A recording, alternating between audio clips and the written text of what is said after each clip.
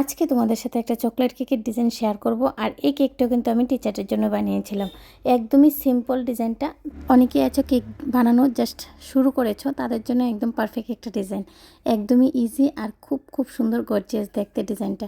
তো ভিডিওটাকে স্কিপ না করে দেখতে থাকো আজকের কেকের ডিজাইনটা আমি কীভাবে বানিয়েছি। হ্যালো ফ্রেন্ডস, আশা করি সবাই খুব ভালো আছো, আমি অনেকটাই ভালো আছি।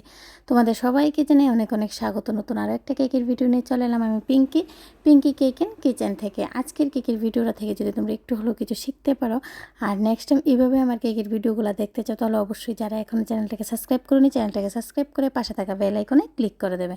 তাহলে যখনই আমি কেকের ভিডিওটা আপলোড করব সর্বপ্রথম তোমাদের কাছে এসে পৌঁছাবে। চকলেট গানেশের সাহায্যে কিন্তু আমি পুরোটা কেকের মধ্যে ডিজাইনটা দিয়ে দিয়েছি। ফিনিশিংটা আমি আগেই করে নিয়েছি অফ ক্যামেরার মধ্যে। আর যদি তোমরা দেখতে চাও তাহলে অবশ্যই আমার অনেক ভিডিও আছে এরকম, তোমরা দেখে আসতে পারো। আর বর্ডারটা কিন্তু আমি একদম জিগজাগ করে দিয়ে দিচ্ছি, আশা করি তোমরা বুঝতে পারছো। আর কোনো সমস্যা থাকলে অবশ্যই আমাকে কমেন্টে কিন্তু জানাতে পারো। আর উপরে আমি অ্যানোয়ান নোজেল ইউজ করেছি আর কিছু ফ্লাওয়ার বানিয়ে দিচ্ছি ইয়েলো কালারের। আর কিছু চকলেট চিপস ইউজ করব। চকলেট চিপসগুলোও কিন্তু ঘরে বানানো। ডাবল বয়লারে কিন্তু কম্পাউন্ডটাকে মেল্ট করে সিলিকনের মোল পাওয়া যায়, এখানে দিয়ে ফ্রিজারে সেট আপ করে নিলেই কিন্তু চকলেট চিপস রেডি। তো আজকের মতো এই পর্যন্ত। নেক্সট টাইম নতুন আরেকটা কেকের ভিডিও নিয়ে আবারও দেখাবো। সবাই খুব ভালো থেকো, সুস্থ থাকো। রাধে রাধে ফ্রেন্ডস।